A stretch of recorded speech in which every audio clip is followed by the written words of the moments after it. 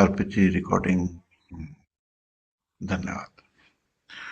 सबका शुभ हो। सबसे पहले कोमलता से आंखें बंद करके कृतज्ञता और श्रद्धा की आंखों से भगवान की छवि को अपने समक्ष महसूस करते हुए भगवान के लिए शुभकामना करते हैं।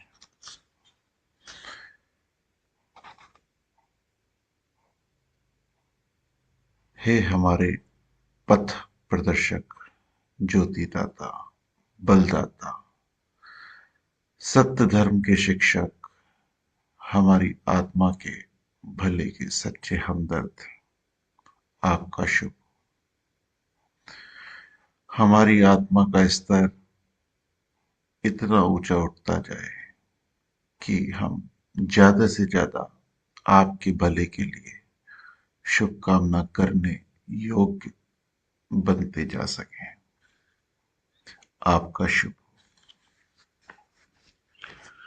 हे सत्य के पूर्णांग अनुरागी सदगुरु, आपके विलक्षण हृदय में इस अनुराग के फूटने एवं निरंतर विकसित होने से अपने अपने भीतर आपने अपने भीतर उत्पन्न देव ज्योति के उजाले से धर्म जगत में व्याप्त अंधकार को जिस प्रकार दूर किया है, सत्य धर्म का विज्ञान सम्मत हमें जो सत्य ज्ञान दिया है तथा जीवन का सत्य लक्ष्य स्पष्ट किया है, आपके ऐसे ज्योतिदाता अंधकार हरता रूप को सम्मुख लाकर हम सरल हृदय से चाहते हैं कि हे सत्यदेव, आपका शुभ हो।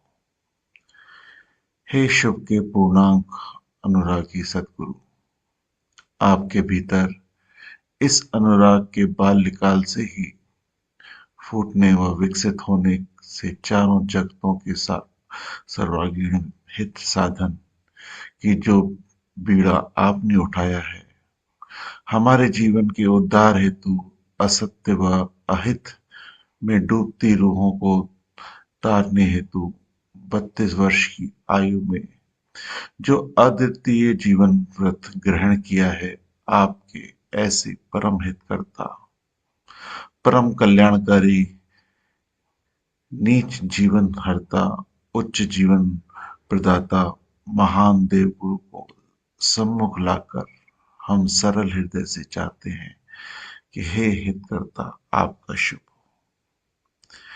हे सुंदरता के पुजारी, सत्य शिव सुंदर व्रतधारी सदगुरु, आपके चारों जगतों में परस्पर हित कर मेल आने से उत्पन्न परम एकता का जो सुंदर सब देखा है, इस हेतु जो आपने अद्वितीय शिक्षा का दान दिया है और एक लासानी महायज्ञ प्रारंभ किया है, इस लोक में रहते हुए और अब सूक्ष्म लोक में भी अपनी शक्तियों को जो आपने प्रतिक्षण कुर्बान किया है, ऐसे महाव्रतधारी महाबली परम सुंदर देव जीवन के स्वामी सदगुरु, आपका शुभ हो। हे सदगुरु विकास क्रम के अग्रदूत, आपका सदैव विकास हो। नेचर की सहकारी शक्तियां आपकी राह में और अधिक खोलें। आपका जीवन व्रत पूर्ण हो, सत्य का राज्य आवे, शुभ का राज आवे, दुष्टता, मलिनता, कपटता, अत्याचार व पाप कर्म नष्ट हो। हमारे कर्मों में, व्यवहार में, वाणी में एवं विचारों व भावों में पवित्रता आवे।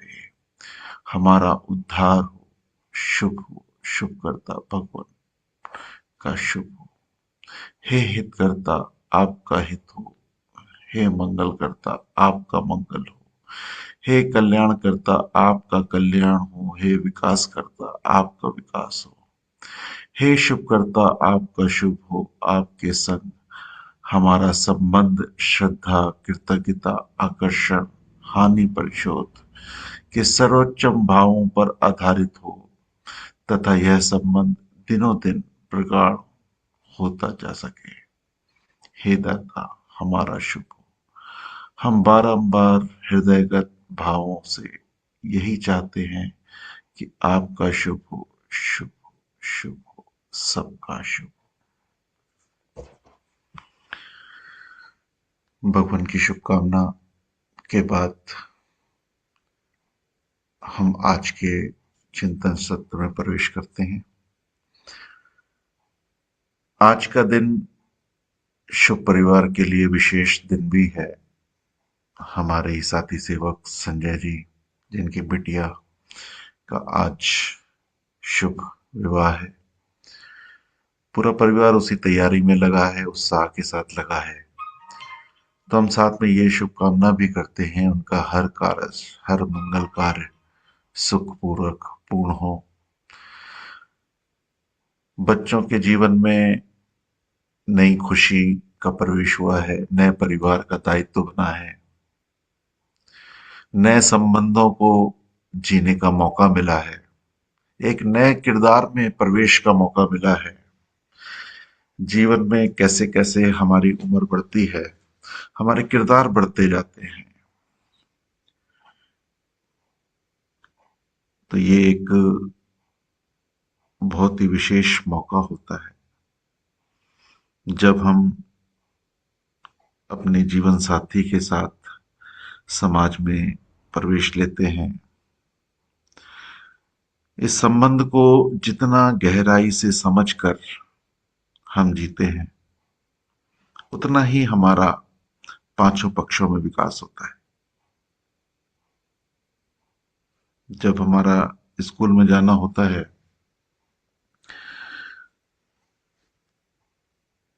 तो कहने में यही आता है कि बच्चा जब स्कूल में जी रहा है तो उसके तीन किरदार वो निभाता है, जिसमें उसका पहला किरदार माता पिता के लिए पुत्र के रूप में, संतान के रूप में।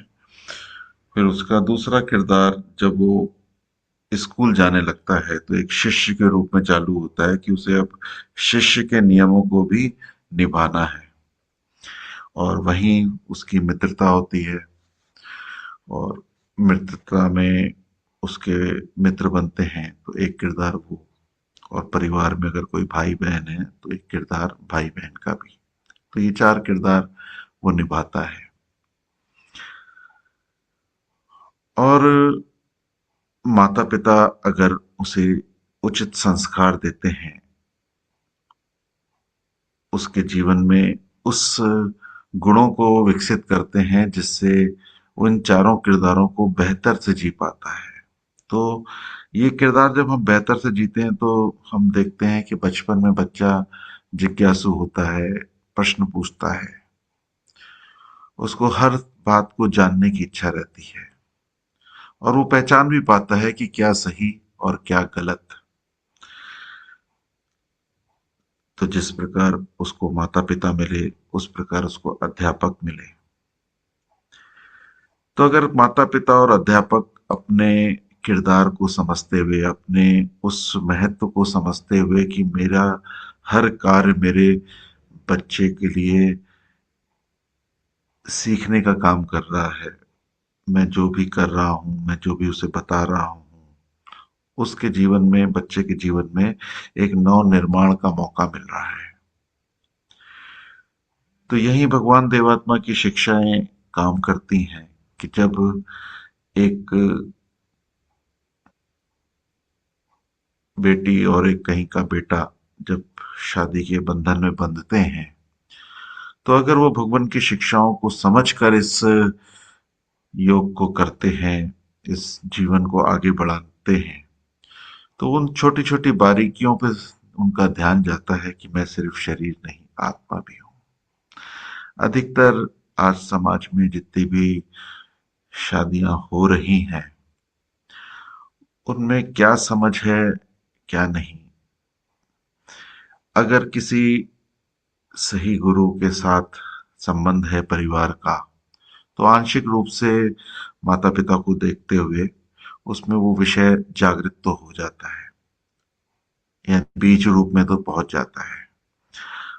अब जैसा वातावरण मिलता है उस आधार पे उसका वो आत्मिक जीवन पोषित होने की संभावना रहती है। लेकिन अगर वातावरण नया मिला, यानी जो भ्रमित समाज कह लें या जिस को ये कह लें कि वो शारीरिक इच्छाओं पर ही जी रहा है, अगर वो वातावरण मिला तो धीरे धीरे हमारा आत्मिक बोध, आत्मिक ज्ञान धुंधला होता जाता है। और जैसे ही ये धुंधला होता है तो हमसे गलतियां होनी शुरू हो जाती हैं। लेकिन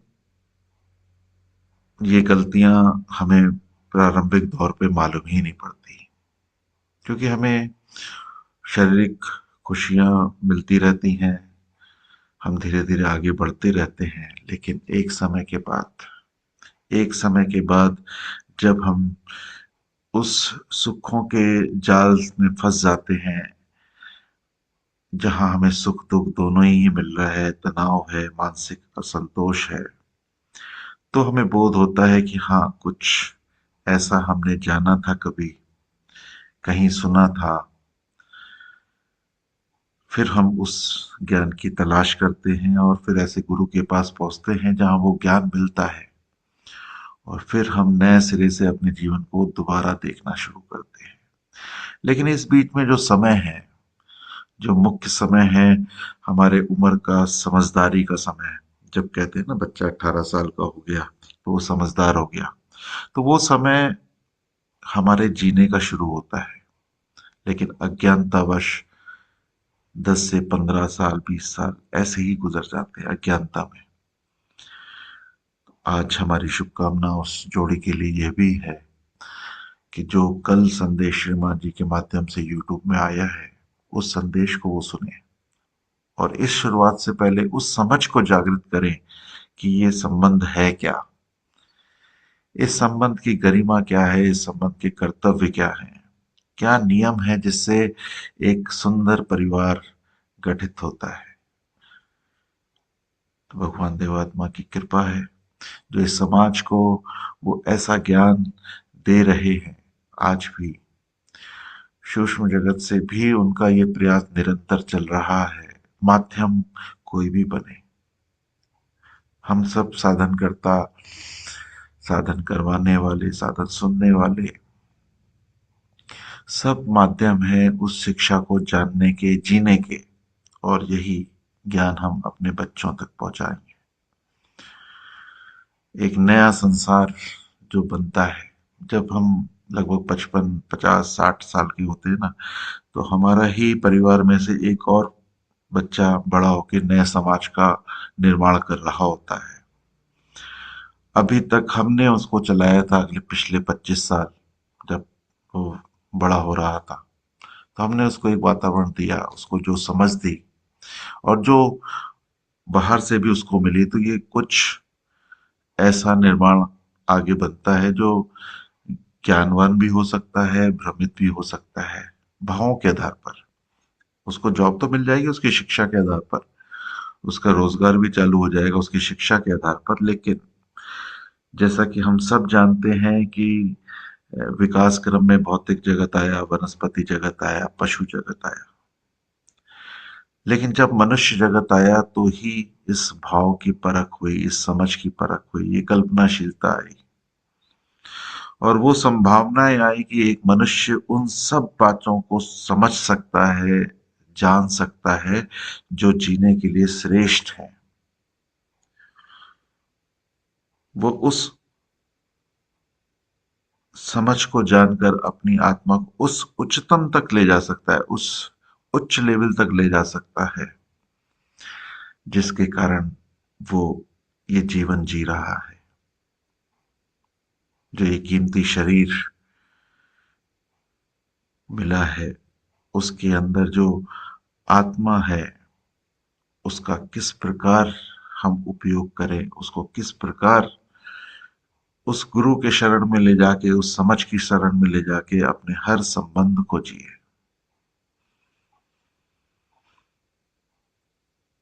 तो भगवान के लिए बार बार धन्यवाद निकलता है जब ऐसे कोई भी साधन में शामिल होने का मौका मिलता है। कल शाम को भी देवाश्रम में बैठ के ये साधन सुनने का मौका मिला, तो वाकई समझ में आ रहा था कि वक्त काफी तो भ्रमित अवस्था में निकाल दिया था, लेकिन जब से भगवान की शिक्षा मिली है, अपने किरदार को समझा है, उन नियमों को समझा है, और जो भी भगवान हमको देना चाहते हैं उसका जितना भी अंश हम पकड़ पाए अपनी समझ के हिसाब से, जितना भी, चाहे वो 10% है, 25% है, लेकिन वो भी अपने को लगता है कि कितनी बड़ी कृपा हो गई।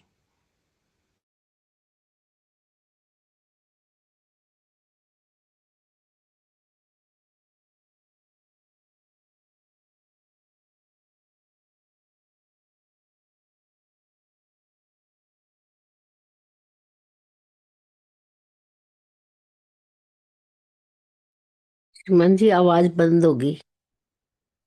कर पा रहा हूँ कि किस प्रकार दूर रहते हुए भी हर पल वो मेरा ख्याल रख पाती है, वो पूछ पाती है। या श्रीमान अशोक खुराना जी आए हुए हैं, तो उनके माध्यम से भी मालूम पड़ता है कि पल पल बहन जी के लिए पूछते रहते, दवाई ली कि नहीं ली, दवाई खत्म तो नहीं हुई, परहेज कर रहे हैं नहीं कर रहे हैं। मतलब क्या से क्या बना दिया, क्या से क्या बना दिया। भगवान जो हमें देना चाह रहे हैं, हम सब उसको पा रहे हैं, अपने जीवन को देखकर हम महसूस कर सकते हैं। तो यही नई पीढ़ी को शुरुआत से मिलने का मौका है, क्योंकि हम सब जी रहे हैं ना, तो हमारे साथ जो हमारे परिवार के सदस्य हैं, उनको ये शुरुआत से जीने का मौका है, उन तक ये समझ पहुंचाने का मौका है। तो हम शुभकामनाओं के माध्यम से तो पहुंचा ही सकते हैं। तो आज के उनके इस कार्य के लिए बहुत बहुत शुभकामनाएं। इस कार्य को सफलता मिले, अच्छे से सब कुछ भले से कार्य हो। आज हम जो विषय चुनने जा रहे हैं, वो विषय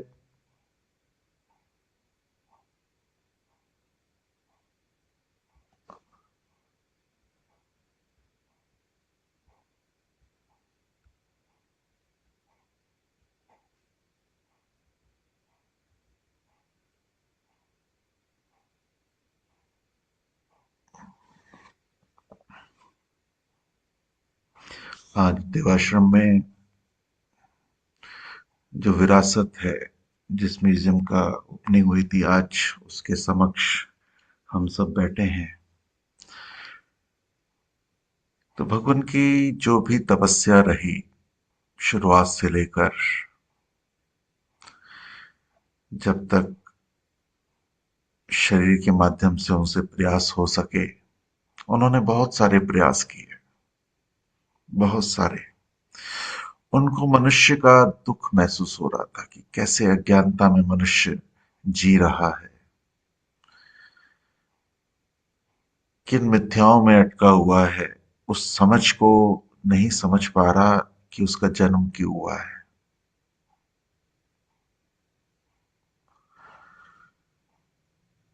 वो कब उस अबोधी अवस्था से निकले, भगवान को इस बात पर तकलीफ हमेशा रही।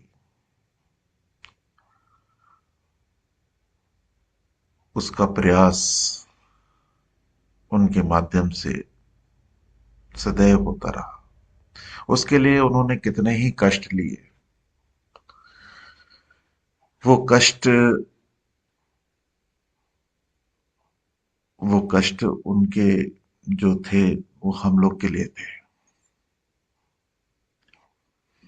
वो उस नियमों को हम तक पहुंचाना चाह रहे थे, समझाना चाह रहे थे, जो मनुष्य को जानना है, और जानना ही पड़ेगा। उसके बिना मनुष्य जाति स्थिर नहीं हो सकती। विकास का अगला कदम जो यही है कि प्रत्येक मनुष्य अपने आत्मा को समझकर जिए, उसके गम में सफलता नहीं है। भले कितना भी सामान हम इकट्ठा कर ले, लेकिन जब तक हमें आत्मा की समझ ना हो जाए और उस समझ के आधार पे मेरा जीना ना हो जाए, तब तक हम अधूरे हैं। इस अधूरेपन को पूरा करना ही हमारा लक्ष्य है, और सिर्फ अपने ही जीवन में नहीं, अपने ही जीवन में किया तो हम स्वार्थी हो गए। अपने जीवन के बाद जो नेक्स्ट, जो कुदरत ने नेचर के नियमों के अनुसार हमारे एक उत्पत्ति का साधन दिया, हमें परिवार की रचना कराई, हमें परिवार रचना का गठन दिया, हम अपने परिवार को निर्मित कर सकते हैं। हर बच्चा अपने माता पिता से संस्कारित होता है। हम्म। कल एक जगह बैठे थे, तो वहां कोई अपने ही फोन में वार्तालाप कर रहा था, और उसकी भाषा से समझ में आया कि वो कानपुर का रहने वाला है। कैसे समझ में आया? कि वहाँ की बोली, वहाँ की बात करने का अंदाज। तो मैंने उनसे पूछा कि आप क्या कानपुर साइड के हैं? बोला हाँ, कानपुर का ही हूँ। तो बोले आपने कैसे पहचाना? बोला नहीं, मेरा ही बचपन वहां गया है, तो मेरे दोस्त वगैरह से जब फोन करना होता है तो वो भी लगभग इसी प्रकार की बातें करते हैं, या जो शैली है वही है। तो देखिए किस प्रकार एक शहर हमें अपनी भाषा दे जाता है, अपना तरीका दे जाता है। उसी प्रकार हमारे माता पिता जो परिवार में रह रहे हैं, अपने संस्कार, अपनी बातें, अपने व्यवहार, जो आपसी व्यवहार वो कर रहे हैं, धीरे धीरे बच्चे में वो आते जाते हैं। अगर वो अपने जीवन में प्रेम बांट रहा है तो स्वाभाविक है उसने प्रेम को देखा है। अगर वो अपने जीवन में सम्मान बांट रहा है तो उसने अपने घर में सम्मान होते हुए देखा है। अगर वो श्रद्धा बांट रहा है तो उसने अपने माता पिता के अंदर उस भाव को देखा है। उस भाव का जो चलन हम करते हैं गुरु की समझ के बाद, मैं कितना स्थिर रह पाता हूँ उस पे। मुख्य है हमारा स्थिर रहना। हम समझ तो जाते हैं, हम जान तो जाते हैं, लेकिन क्योंकि स्वाभाविक है, घटनाएं बहुत सारी होती रहती हैं परिवार में, कुछ अलग अलग प्रकार के स्वभाव के लोगों से मिलना रहता है, और उनके विचारों से मेरे विचार प्रभावित होते रहते हैं। अब क्योंकि निम्न भाव भी तो इसी में ही है, उच्च भाव भी है तो निम्न भाव भी है, तो वो पोषित हो जाते हैं। बस वही वही हमें रुकना है, पॉज लेना है।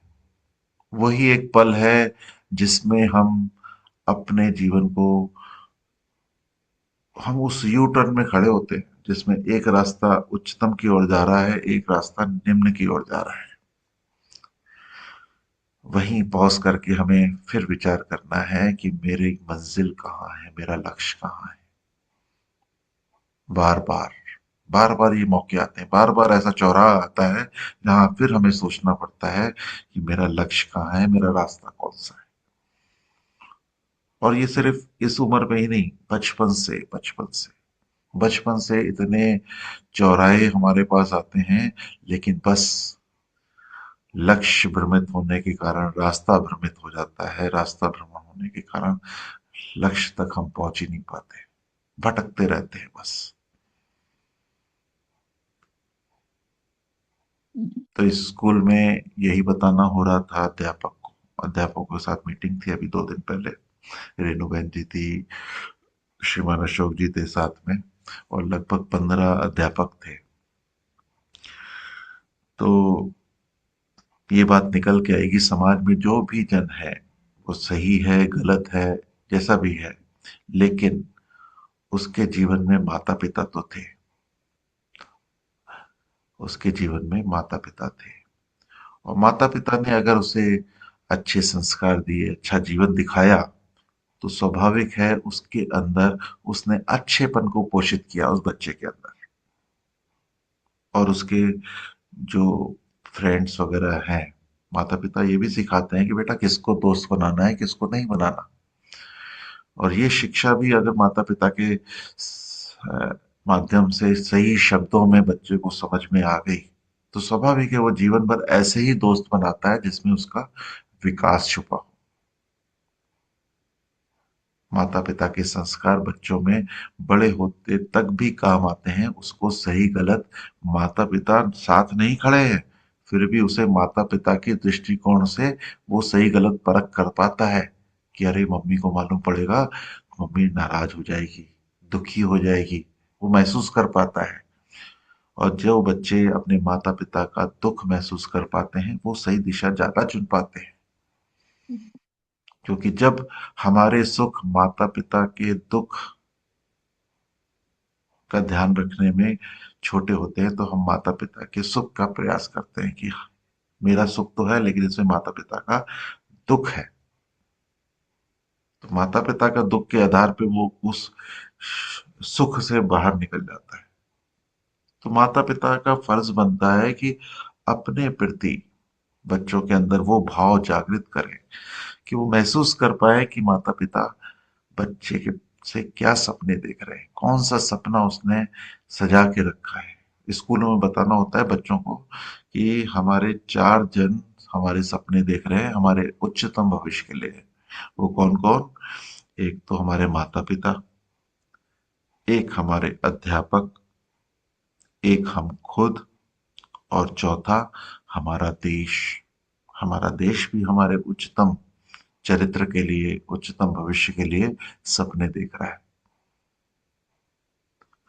और हमारी छोटी सी गलती जाने अनजाने की हुई, वो इन चारों के सपने तोड़ सकती है। इसलिए हमें समझ के साथ जीना है। बच्चों को ये समझाने का मौका मिलता है कि अगर हम गलती करते हैं तो सबसे पहले किसको मालूम पड़ता है? किसको मालूम पड़ता है? कई बच्चे बोलते हैं हमारे बाजू में जो दोस्त है ना उसको मालूम पड़ता है। कोई बोलता है टीचर को मालूम पड़ जाता है। तो बोलने का प्रयास, समझाने का प्रयास यही होता है कि टीचर और बाजू में बैठे हुए दोस्त, उसके से भी पहले किसको मालूम पड़ता है। ये वाली की जा होगी। और फिर तो कर दी मांग तो मैं तो सुरेश जी आपका माइक चालू हो गया है बाय द वे।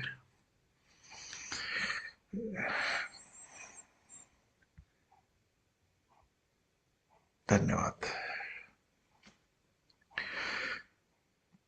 तो उनको बताना होता है कि सबसे पहले, बल्कि बच्चे ही बता पाते हैं कि सबसे पहले हमें खुद मालूम पड़ता है। खुद मालूम पड़ता है यानी गलती करने वाले को खुद मालूम पड़ता है कि गलती हो गई। यानी उसके अंदर एक ऐसा कुछ है जो उसे बताता है कि नहीं, सही क्या गलत क्या। तो बच्चे को समझाना होता है यही है हमारा दोस्त, जो जीवन विज्ञान में हम बताते हैं, सभी को बताते हैं।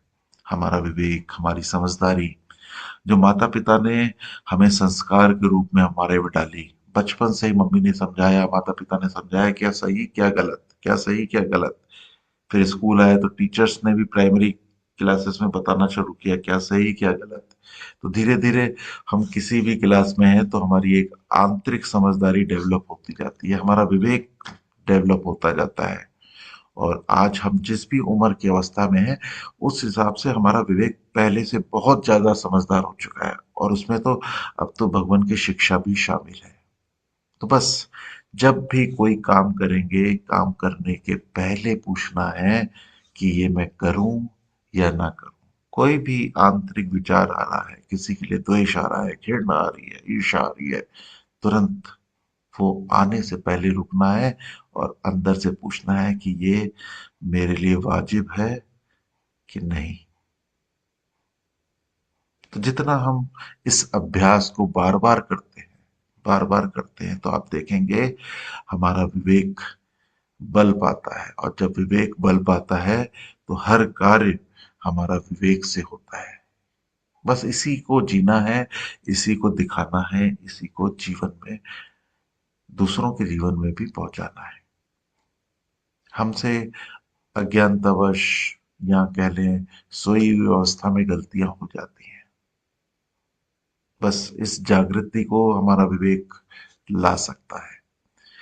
तो ये बात हो रही थी बच्चों की, और वहीं अध्यापक की मैं बात कर रहा था कि अध्यापक अ, जो है, एक तो माता पिता है और एक अध्यापक है। समाज में जो भी जन है उनके पीछे माता पिता और अध्यापक के ही कर्तव्य जो उन्होंने पूरे निभाए हैं उसका प्रतिफल है वो।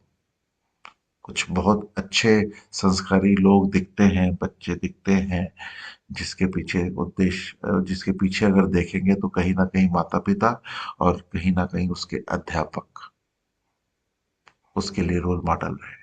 अध्यापक यानी गुरु जी। जब हम बड़े हो जाते हैं तो हमारे भी गुरु रहते हैं, तो वो भी एक हमें उच्चतम की ओर ले जाते हैं। अध्यापक की अलग अलग श्रेणियां हैं, कोई किसी विषय में हमें निपुण करता है, कोई किसी विषय में निपुण करता है। वो गुरु रूप में ही है। हमारे जीवन में कई विषय पहले से बेहतर होते जाते हैं। कुछ विषय हमारे शरीर को चलाने के लिए आगे होते हैं, जैसे हम इंजीनियर बन जाते हैं, डॉक्टर बन जाते हैं। और कुछ विषय ऐसे भी होते हैं जिससे हम जीना सीख पाते हैं, हम संबंध बनाना सीख पाते हैं, हम संबंधों को जीना सीख पाते हैं। तो उन अध्यापकों को समझाने का मौका मिला कि माता पिता जब स्कूल भेजते हैं तो माँ के पास ममता तो होती है, साथ में मोह भी होता है। तो वो बच्चे को कई जगह डांट नहीं पाती, मना नहीं कर पाती, क्योंकि मोह होता है। तो जब बच्चा स्कूल पहुंचता है तो उसको एक अध्यापक मिलता है जिसको मोह नहीं है। वो सिर्फ बच्चे को जो उसको मिला है वो पहुंचाने का प्रयास करता है। यानी कोई मैथ का टीचर होगा तो उसको मैथ बहुत अच्छी आती है, इसलिए वो मैथ को टीच करता है, पढ़ाता है।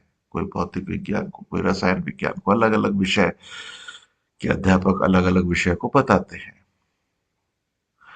लेकिन अगर अध्यापक को आध्यात्मिक उपलब्धता भी है, वो अपने जीवन को जानता है, अपने जीवन के सत्य को जानता है, और वो ये समझता है कि वो सिर्फ शरीर नहीं, आत्मा भी है, और आत्मा का विकास ही सच्चा विकास है, तो वो अपने विषय के साथ आत्मिक विकास के आधार पर भी बच्चों को भाव की शिक्षा देगा।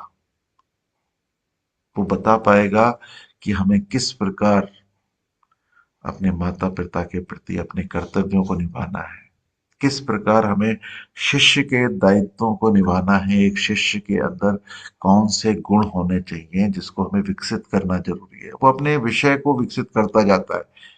सारे एग्जाम के पेपर उसके विषय के प्रति उसको नंबर दिलाना, उसके कितने नंबर आए, इस पे लगे रहते हैं। वो भाव की दुनिया नहीं पहुंच पाती बच्चों को। तो अध्यापकों को बताना हुआ कि अब हम ये समझ कर दें कि हमें बच्चों के भावों को जागृत करना है।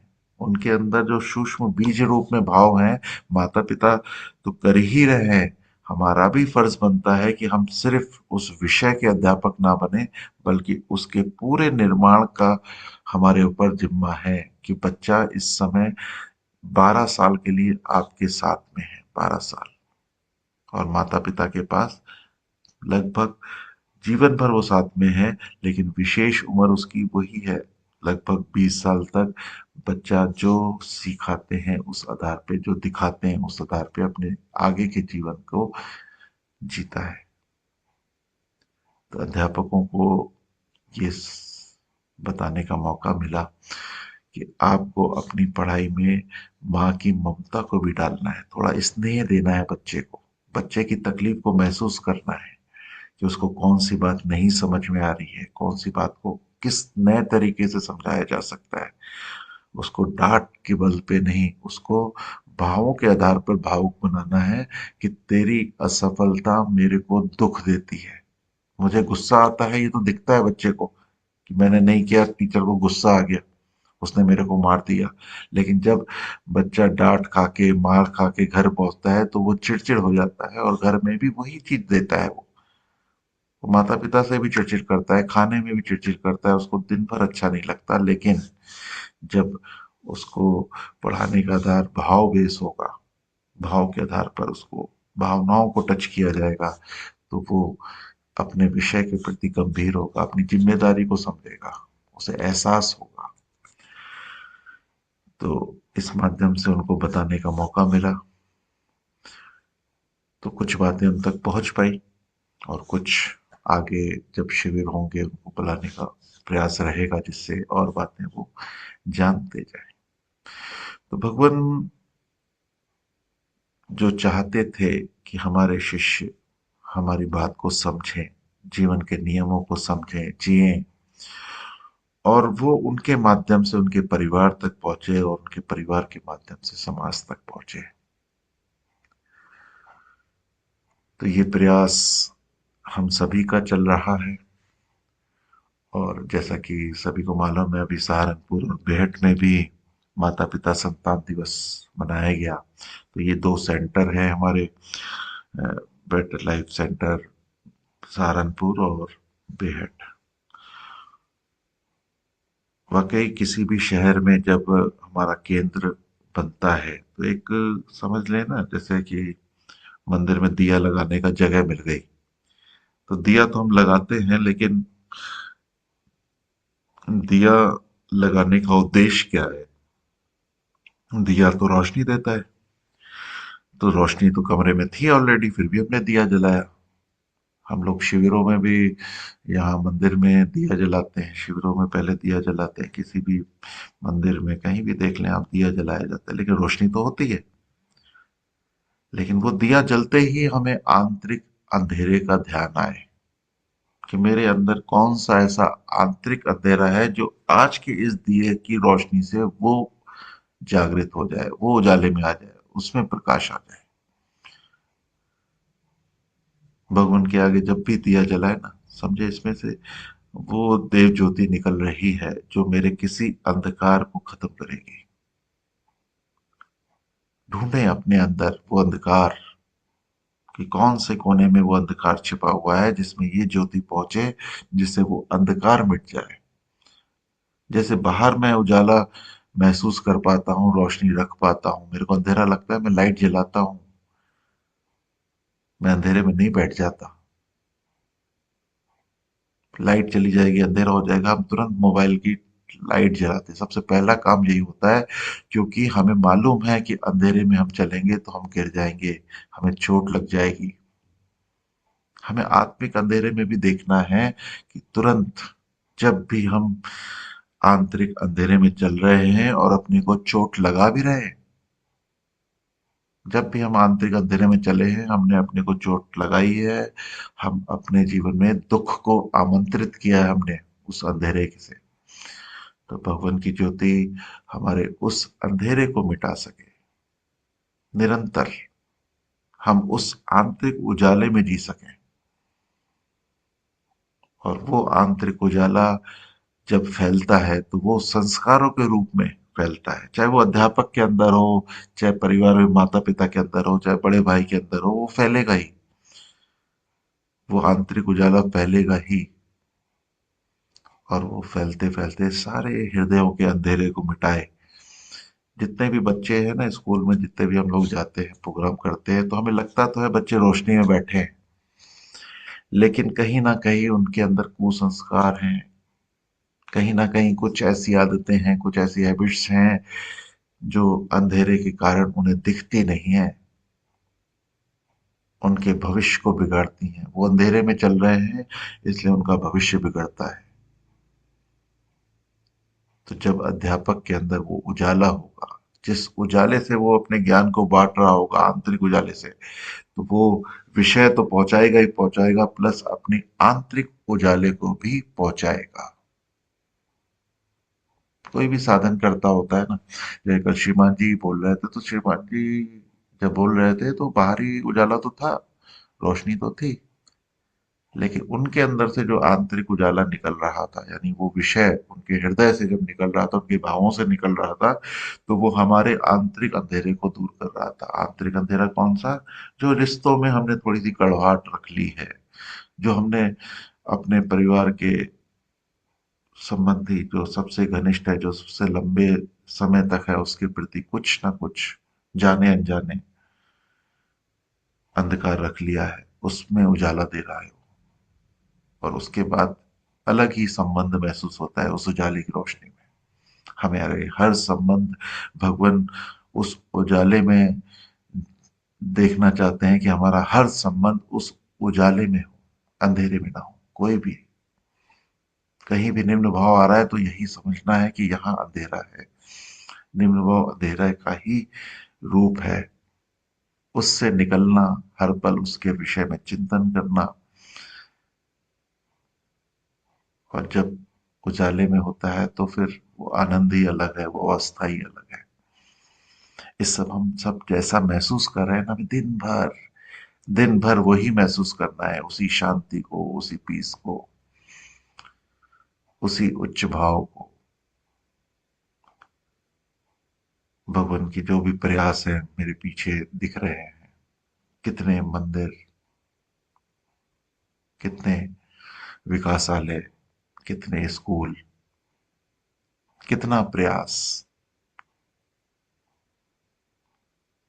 नेचर के विकास क्रम में समझिए 1850 से लेकर 1929 तक एक एक क्षण जो भी उन्होंने जिया, उस जीने में जो जो उनको सीखने को मिला, जो जो उनके बीच पोषित हुए वातावरण से,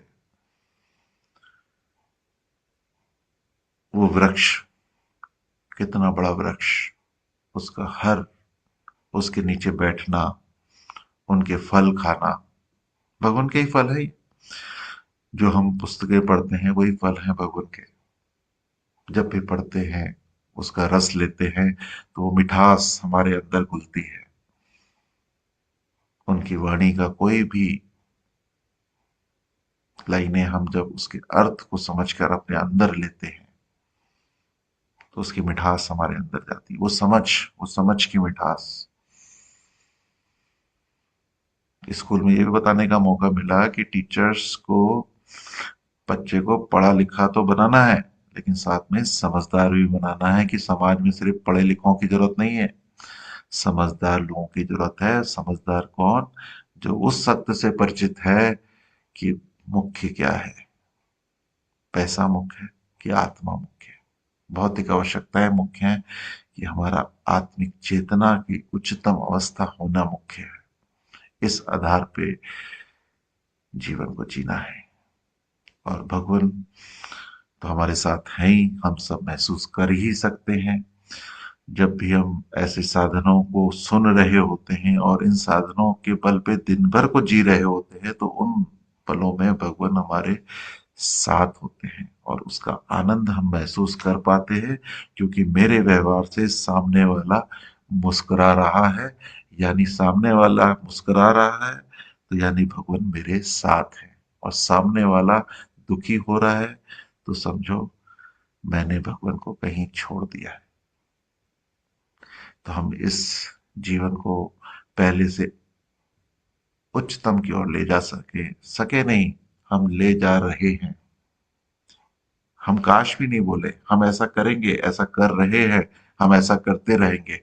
और एक दिन हम उस मकाम तक होंगे जब हम देख पाएंगे कि हमारी आगे की पीढ़ी भी उसी दिशा में निरंतर निरंतर निरंतर आगे बढ़ रही है। ये निरंतरता चलती रहेगी, हमारी पीढ़ियां चलती रहेंगी, ये संस्कार चलता रहेगा। भगवान की पुस्तकें, भगवान का सूक्ष्म प्रभाव निरंतर हमारे परिवारों को, हमारे समाज को रोशनी देता रहेगा।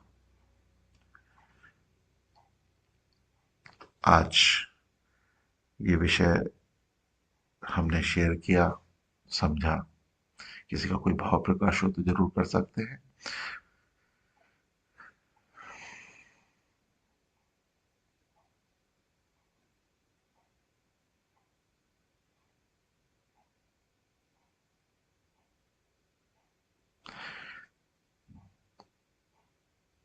चलिए, शिवानी चंद्रगुप्त जी, आज का सत्र मेरी तरफ से पूर्ण होता है।